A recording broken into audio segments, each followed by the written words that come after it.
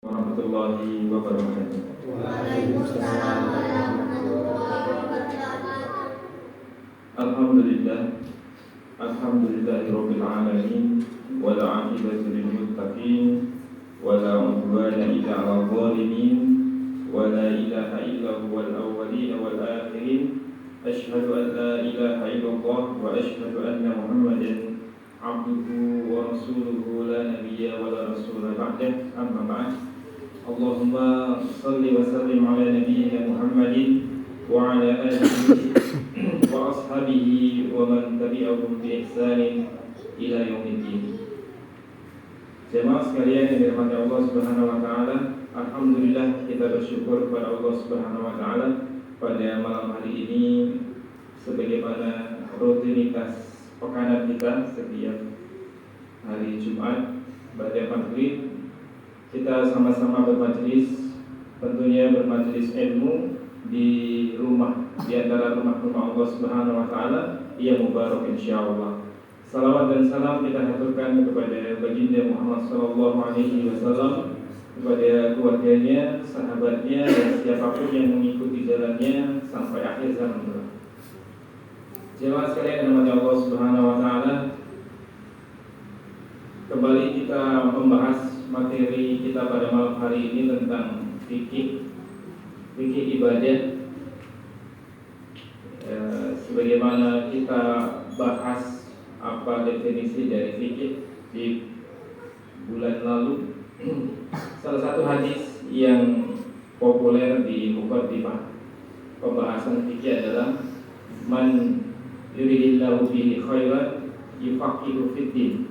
Pada kata-kata difaqihkan, siapa yang dikehendaki Allah Subhanahu wa taala kebaikan, maka tandanya adalah difaqihu, difahamkan fiddin, dalam urusan agama. Jadi salah satu kehendak baik Allah Subhanahu wa taala adalah ketika kita mendapati diri kita berada di majelis-majelis ilmu.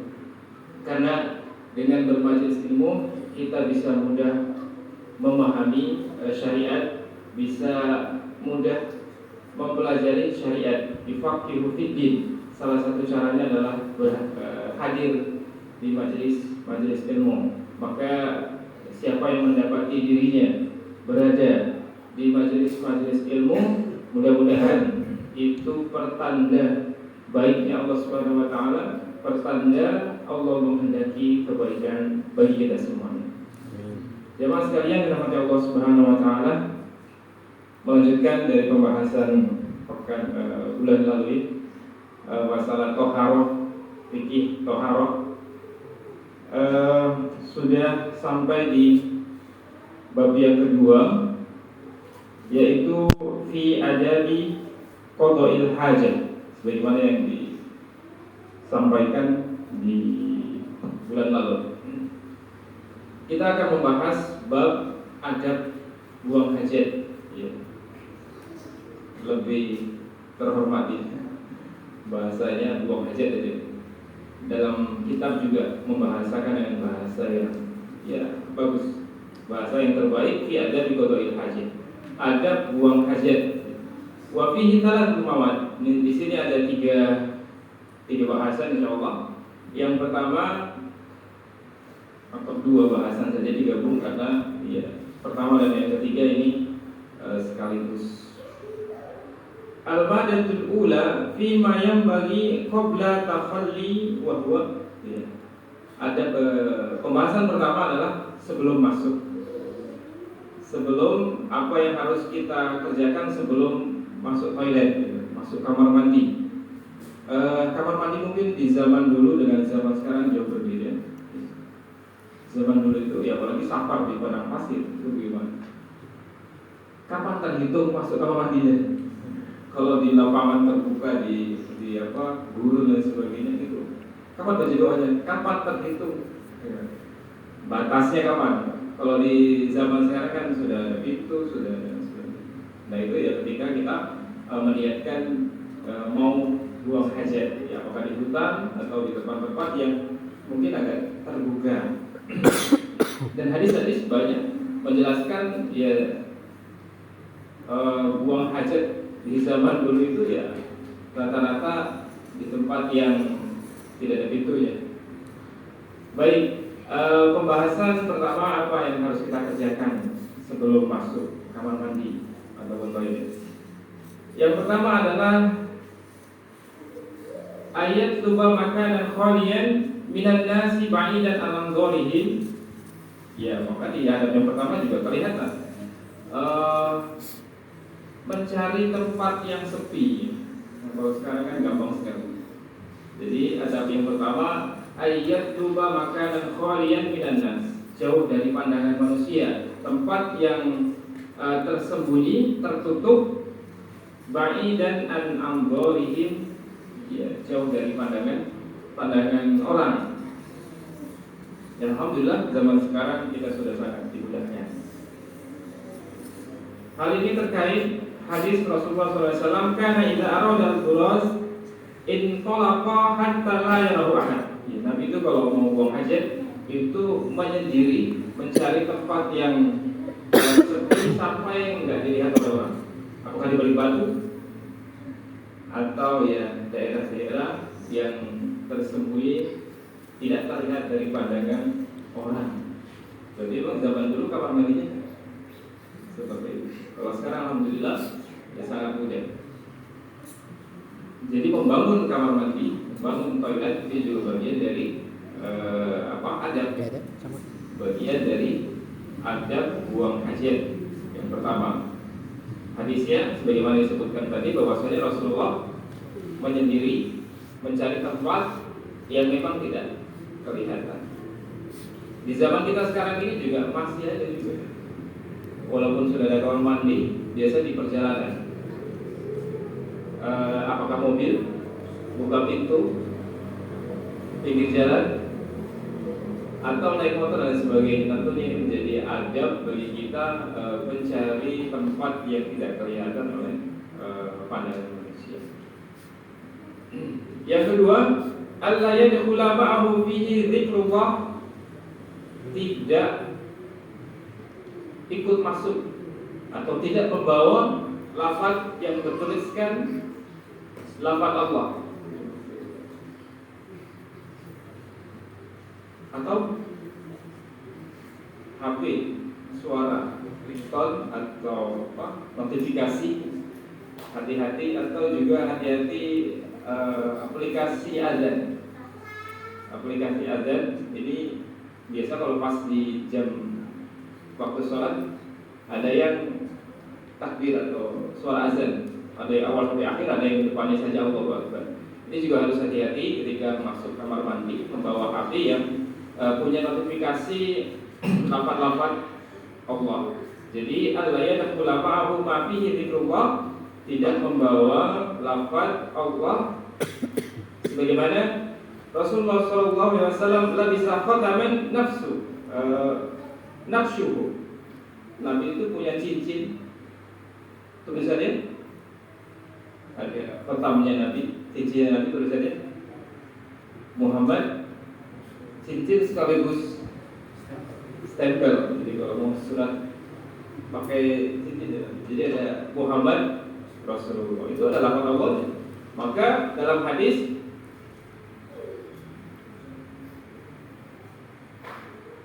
wa kana idza dakhala al-khala'i wada'ahu, beliau kalau masuk khala, masuk kamar mandi atau toilet, maka dia melepas cincinnya. Jadi cincinnya dilepas karena ada tulisan.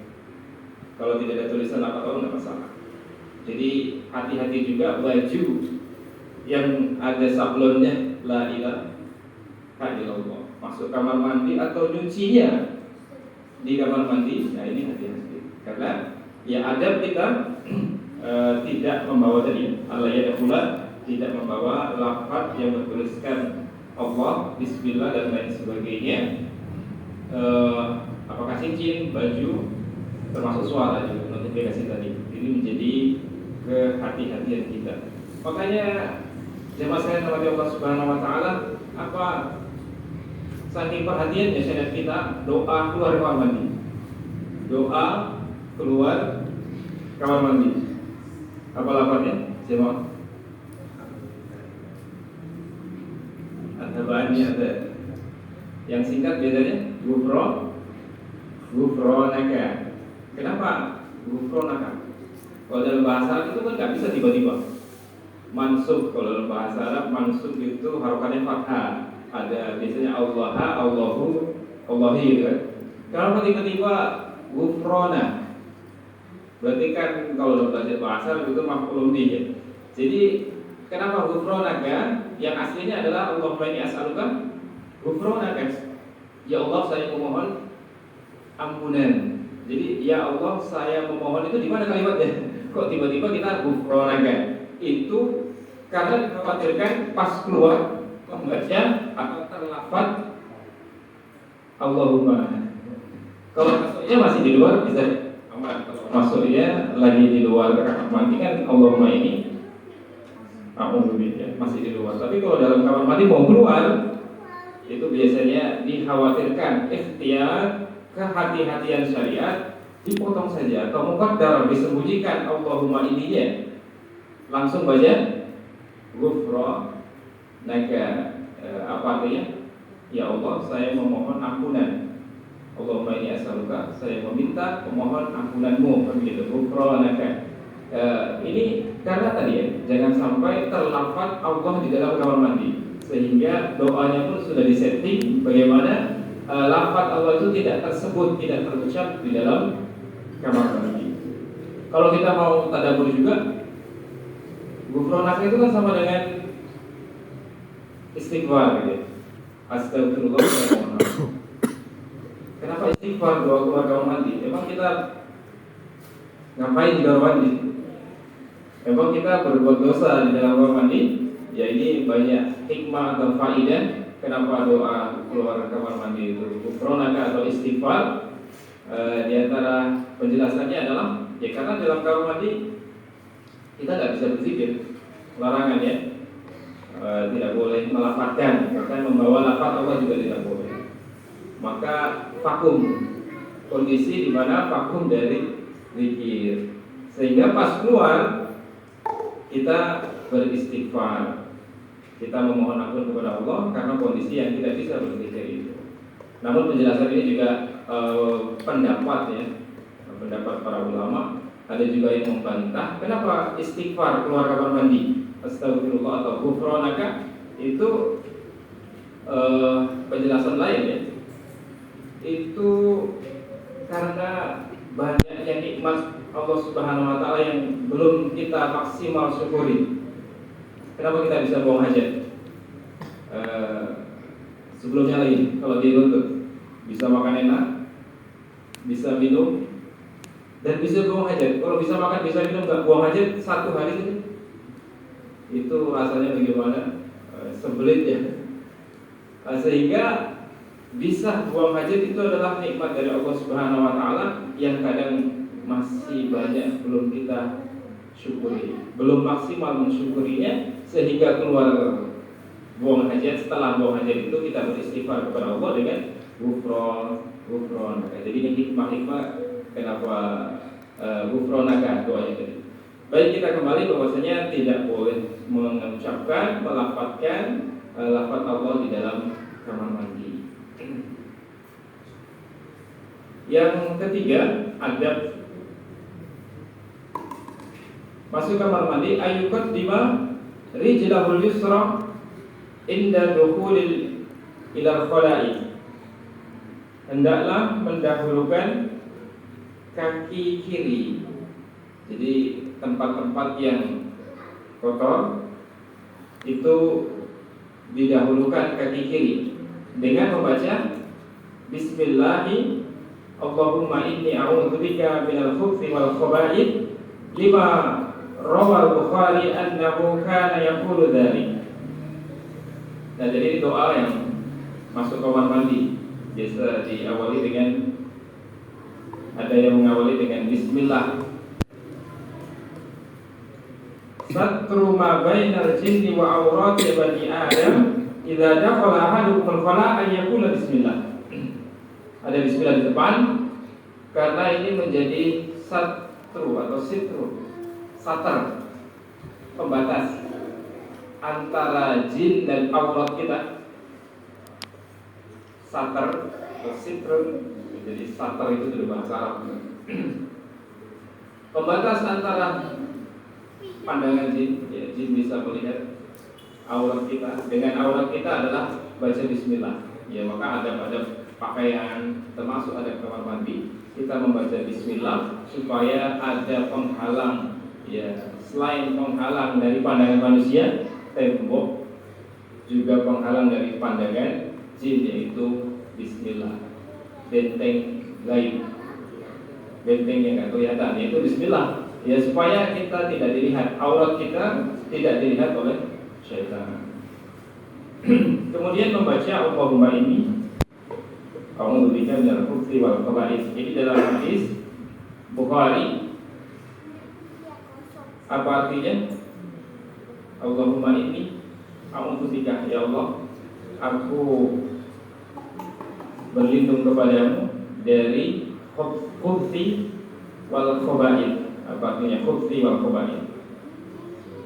Kalau terjemahan biasanya setan laki-laki, setan perempuan, ada setan laki-laki dan setan perempuan. Kita berlindung dari setan laki-laki dan setan perempuan.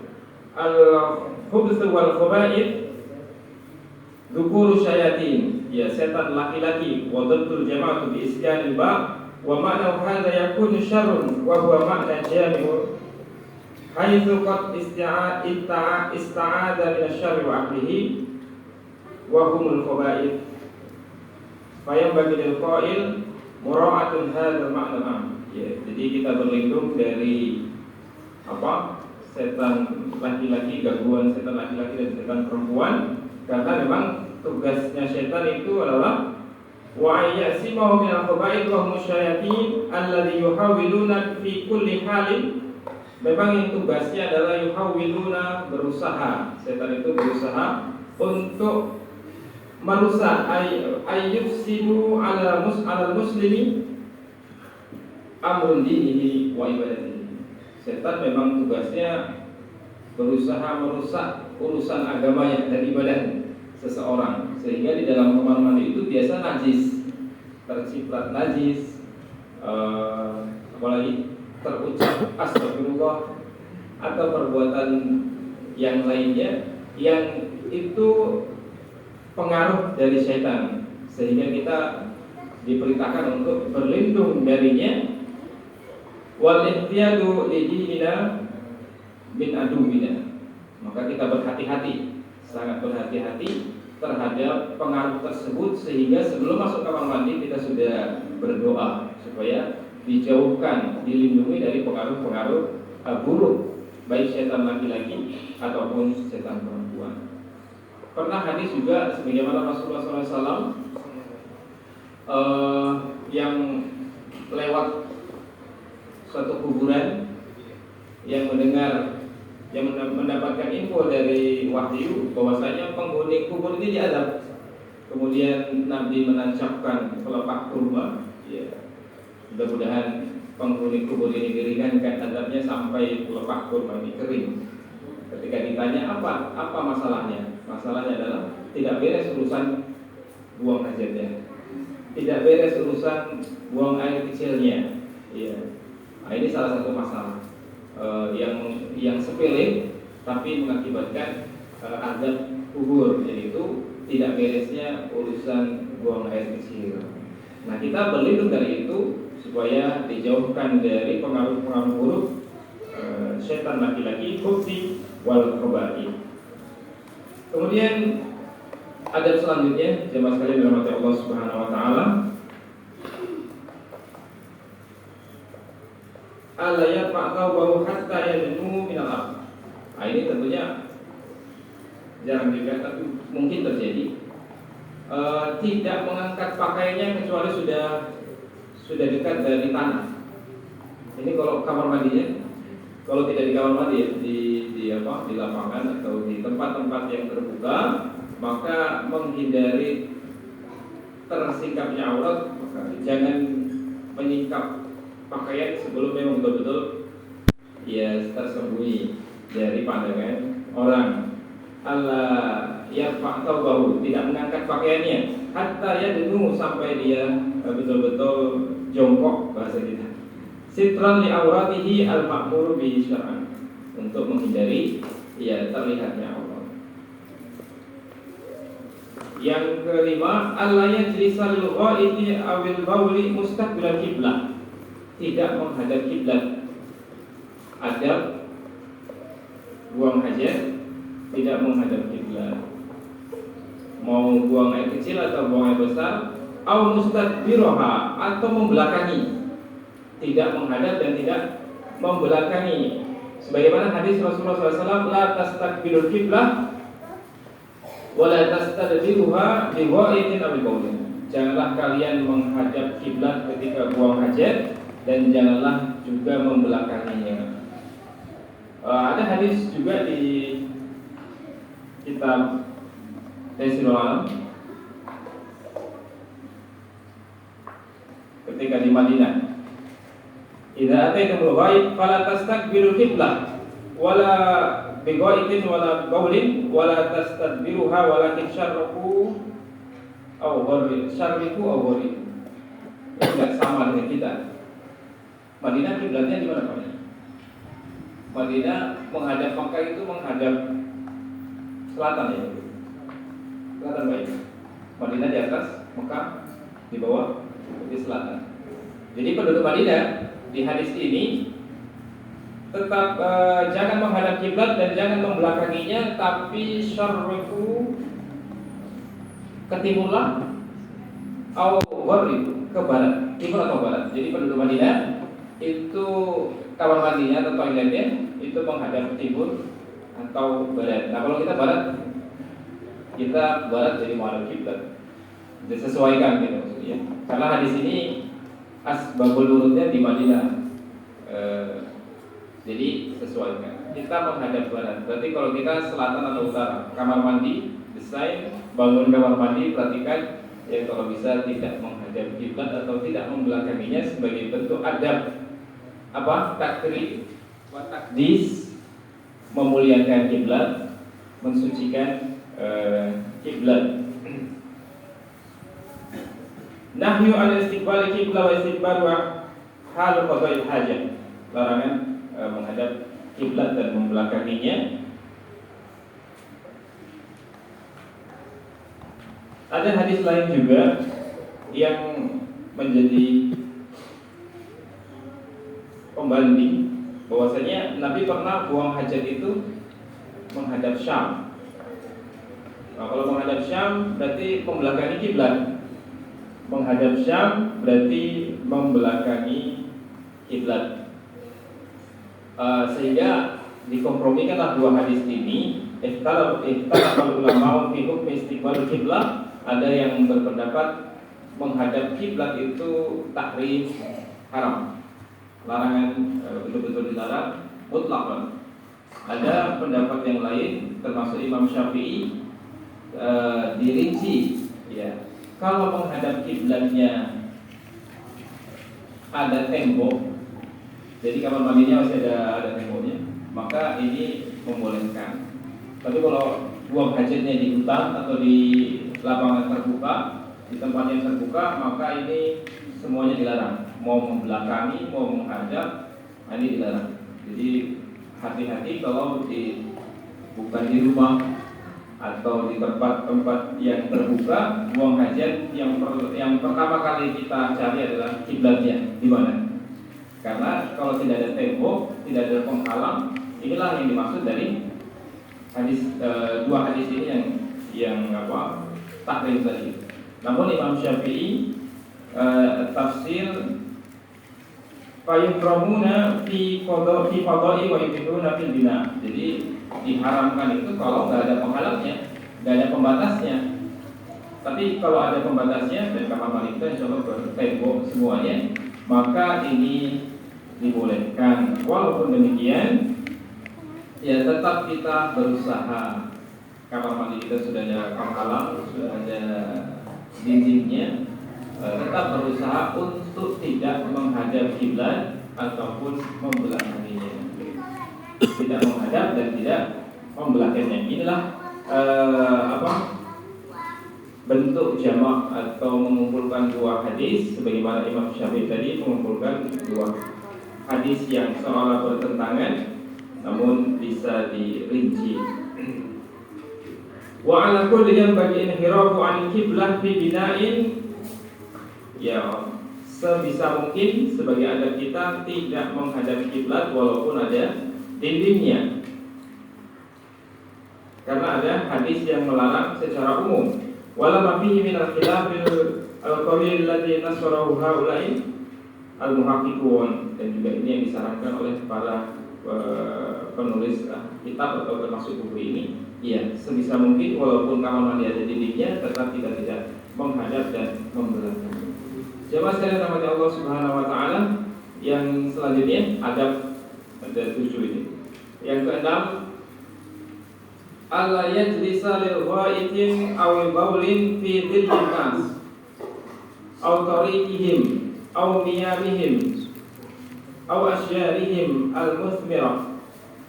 Tidak buang hajat, buang air kecil atau buang air besar, itu di tempat-tempat yang mana orang berteduh, tempat umum atau tempat orang yang berteduh di sini, bangku atau tempat duduk, tempat-tempat orang duduk. Nah ini maka tempat yang dilarang.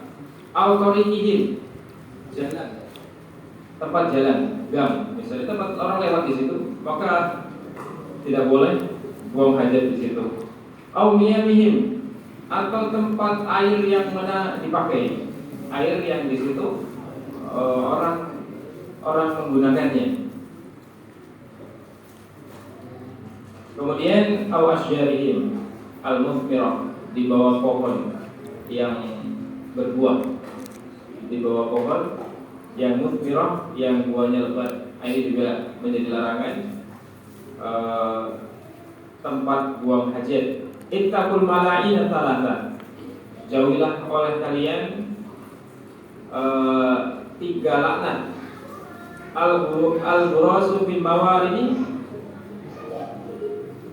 3 perbuatan yang dilaknat. Yang pertama adalah buang hajat di tempat air mengalir, maksudnya dipakai, air yang digunakan, atau di tengah jalan, atau di tempat orang berlindung. Jadi tempat umum, tempat orang duduk. Nah, ini menjadi tempat-tempat yang dilarang. Bahkan takutlah kalian, bertakwalah kalian dari laknat ini. Waqad warada anhu kadzalika nahyu 'anil tabarruzi tahta al-asyjar al-muthmirah, dan dilarang juga buang hajat di bawah pohon yang buah sedang berbuah lebat. Kemudian yang terakhir, adab buang hajat yang terakhir adalah alla yatakallama hala tabarruzi, tidak bicara, tidak ngobrol. Nah ini mungkin perlu diperhatikan kehati-hatian kita, tidak ngobrol dalam buang hajat, sambil ngobrol. Tapi kalau di luar kamar mandi kemungkinan terjadi begitu. Biasa di sungai sana kawasan, atau di tempat yang lebih terbuka, bisa kemungkinan sambil ngobrol. Atau bahkan karena di masjid juga ada yang buang air kecil itu dindingnya masih di bawah kepala kita. Untuk buang air kecilnya itu 1, 2, 3 itu bisa. Nah ini hati-hati, termasuk adab adalah tidak ngobrol. Idza tagawwat ar-rajulani fal yatamarra kullu wahidin minhuma an sahibihi. Kalau ada 2 orang yang buang hajat, maka hendaklah dua-duanya keduanya itu saling membelakangi. Jangan berhadap, jangan sama-sama menghadap sana atau sehingga rawan untuk berbicara atau ngobrol ya. Kalau penting tidak masalah. Lupa nggak bawa gayu, airnya nggak ada, air nggak ngalir, bagaimana? Ya mau nggak mau harus ngomong. Kalau sesuai hajat keperluan maka tidak masalah. Wala yatahaddatsa fa innallaha yanqutu 'ala dzalik. Kenapa nggak boleh? Karena Allah yanqutu 'ala dzalik. Allah nggak suka, Allah membenci perbuatan tersebut. Buang hajat sambil ngobrol ini juga bagian dari adab kamar mandi. Jemaah sekalian rahmati Allah Subhanahu wa taala, itu ada 7 ya. Ada program hajah yang mungkin remeh, ringan, namun jika ini kita pahami bisa bernilai pahala gitu. Urusan kecil buang hajat saja bisa berpahala kalau tahu ilmunya. Ya, selama ini mungkin apa buang hajatnya? Apakah ibadah ataupun adat? Apakah ibadah atau kebiasaan? Ya karena memang kebiasaan saya buang hajat. Setiap hari saya buang hajat. Itu nilainya kebiasaan atau nilainya ibadah? Nah, kalau ditambah dengan ilmu, ditambah dengan pengetahuan, ditambah dengan adab-adabnya, maka urusan buang air kecil kita yang memakan waktu berapa menit itu bisa bernilai ibadah di sisi Allah Subhanahu wa taala ketimbang nilainya kebiasaan. Kebiasaannya memang kebiasaan kita tiap hari buang hajat. Namun ya, hal seperti itu dalam syariat kita bisa bernilai pahala di sisi Allah Subhanahu wa taala kalau tahu ilmunya, kalau mengetahui adab-adabnya sebagaimana yang dicontohkan oleh Rasulullah SAW. Dari doa, lafaz Allah tadi, pakai kaki kiri, baca doa, tidak menghadap kiblat, kemudian menghindari dari pandangan orang, kemudian tidak ngobrol ya. Kalau bicara mungkin boleh saja kalau diperlukan, tapi kalau ngobrol kan beda. Ya, sambil membahas. Baik, jamaah sekalian rahmati Allah Subhanahu wa taala. Pada dasarnya pembahasan kedua, tema yang bagi fil istijmar wal istinja. Apa itu istijmar? Apa itu istinja? Istinja wal istijmar. Istinja siapa bahasa kita? Kalau istijmar dari kata jama' jumroh yang dilempar batu gitu ya, sibuk dengan batu atau tisu gitu. Dalam bahasa kalau ada alif sin ta itu berarti permohonan biasanya. Dalam ilmu sorof kalau ada alif sin sama ta istighfar, mohon ampun. Istighosah termasuk istirahat. Istirahat bahasa Arab minta rehat gitu ya. Kalau istighfar minta ampun, istighfar minta pilihan, istijmar minta batu. Apalagi yang pakai isti. Jadi kalau ada alif sinta itu biasanya permohonan. Istighfar kita minta ampun, istijmar kita minta batu. Maksudnya adalah bersuci dengan batu. Bersuci dengan batu. Istinja dengan air, istijmar dengan batu.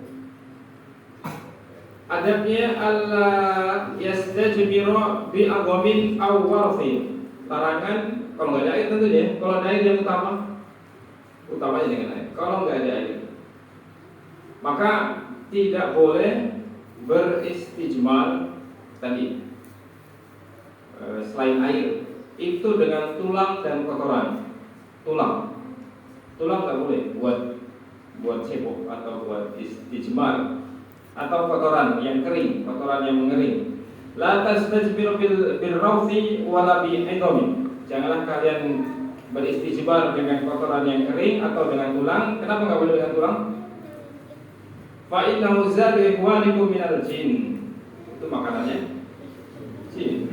Jadi enggak boleh dengan tulang itu karena memang itu fa innahu zadu ikhwanikum. Itu makanannya saudara-saudara kalian dari kalangan jin.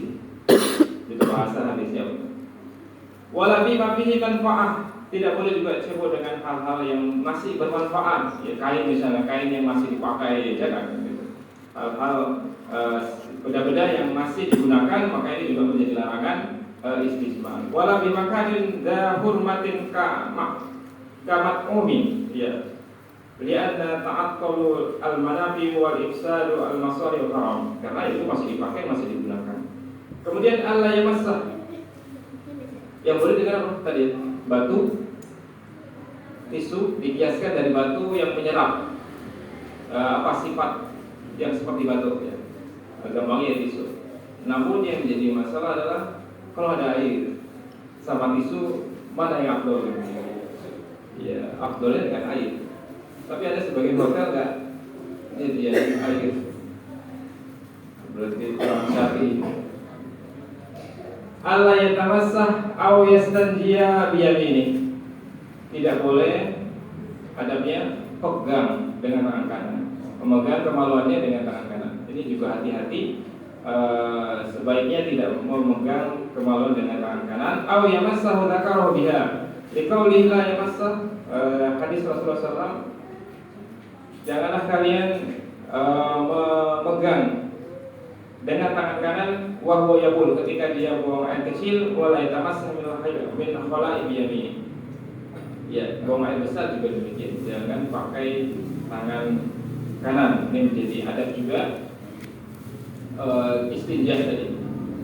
Ayat qa'al istijmar ala witrin. Kalau pakai istijmar tadi tidak selain dengan air, maka hendaklah menjadikan ala witrin, jumlahnya witir. Apa witir? Ganjil.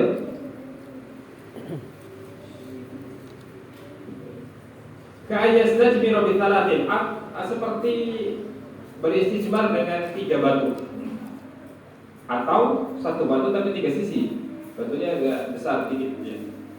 Boleh 3 batu atau 1 batu yang cukup besar, yang cukup untuk 3 sisinya, begitu.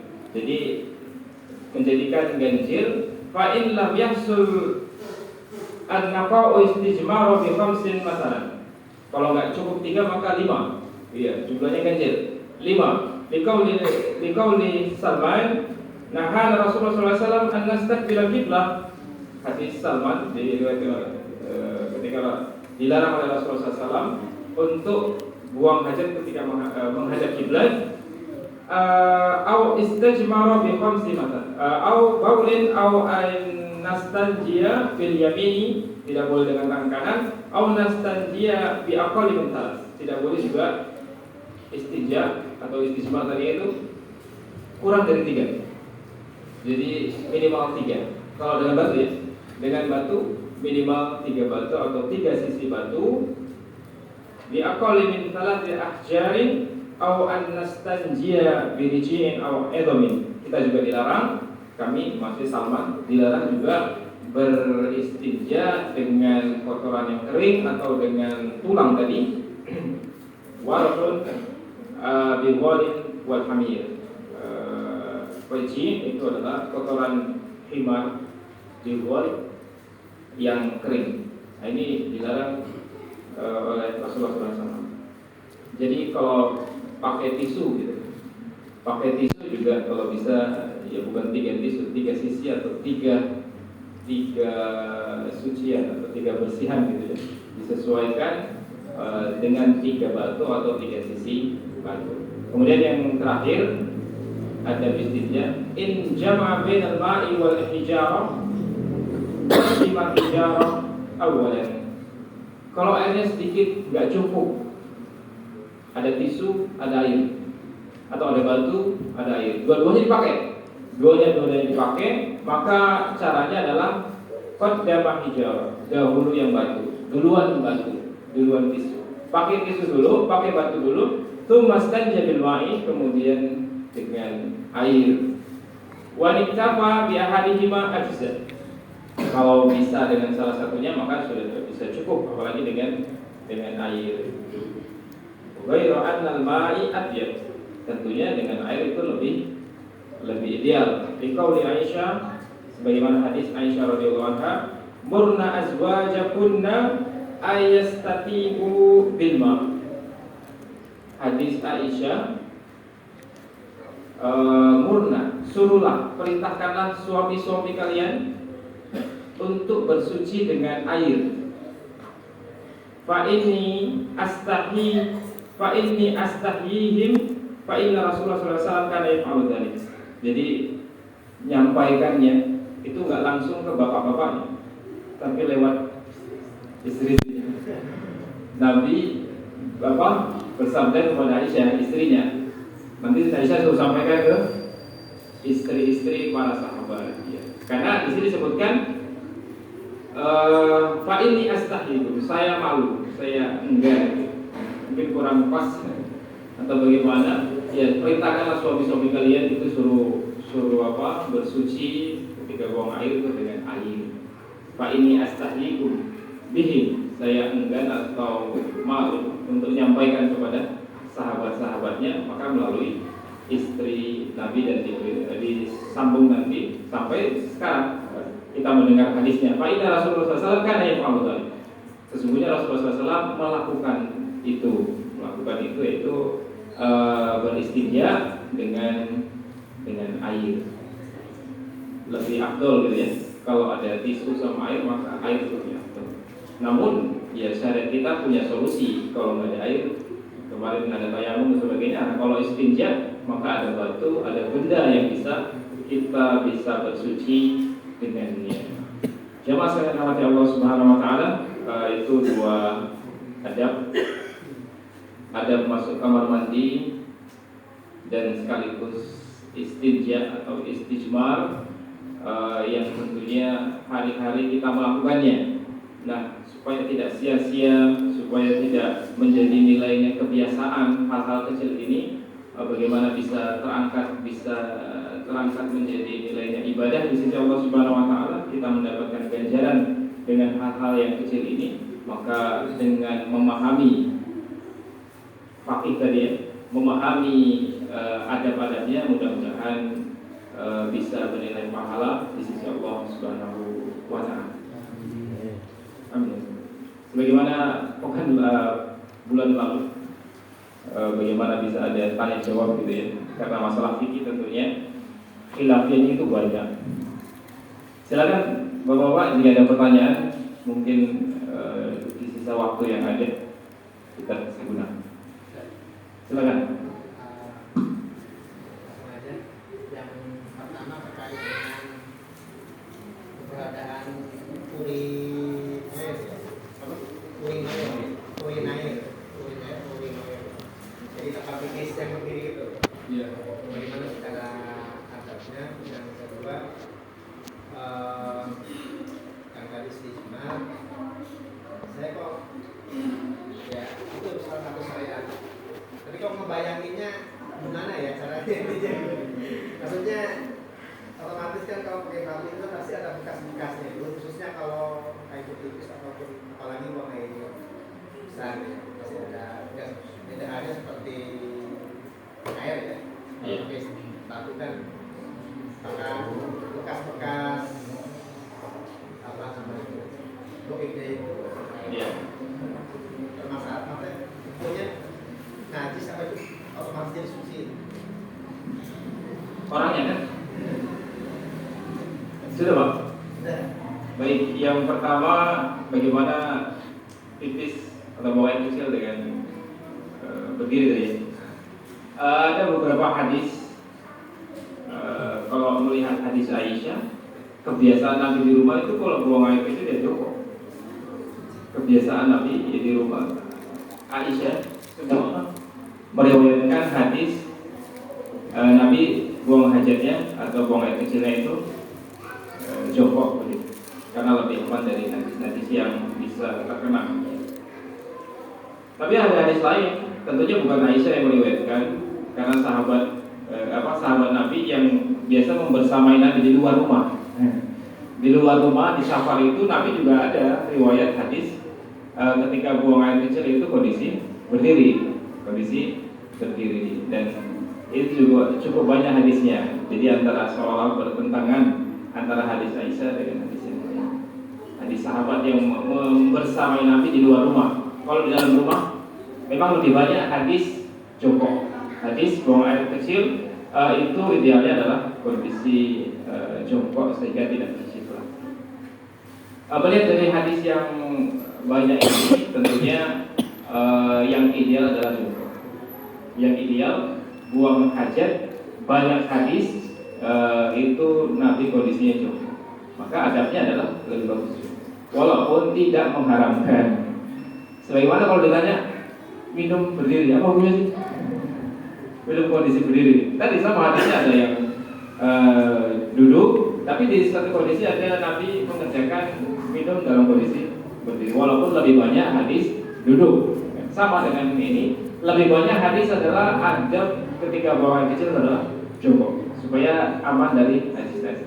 Maka kalau ada tempat-tempat yang menyediakan toilet ataupun buang hajat yang seperti itu, kalau saya pribadi cari kamar mandi yang biasanya disediakan, atau cari toiletnya yang ada toiletnya itu sesuka kita mau coba atau begitu. Tapi kalau sudah disediakan khusus buang air kecil yang memang sudah begitu bentuknya dan kita kondisinya mendesak, maka juga tidak menjadi masalah karena ada bahaya yang dibalik itu kalau menahan terlalu lama. Kalau antrinya panjang, yang ada itu maka itu juga tidak menjadi masalah. Jadi kalau ditanya idealnya ya itu. Kemudian yang kedua atau azan dulu. Yang kedua apa tadi? Istijmar ya. Bekasnya tadi sekali lagi ini kan bukan kondisi yang utama. Maka kalau ada air sama tisu tadi afdolnya adalah air karena itu yang utama.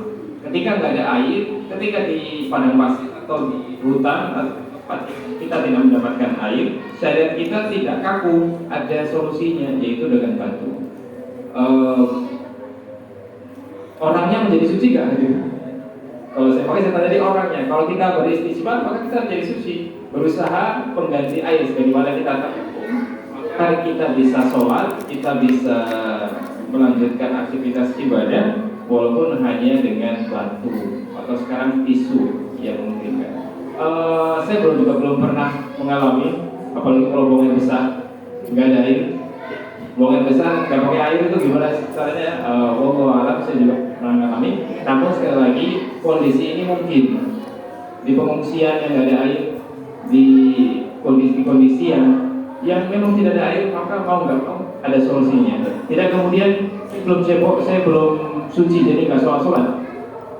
Dia beralasan tidak bisa sholat karena saya dapat air.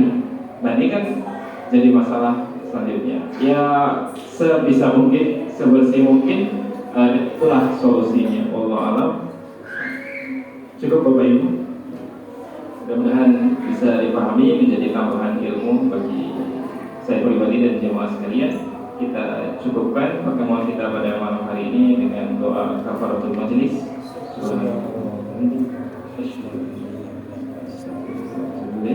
Wassalamualaikum warahmatullahi wabarakatuh.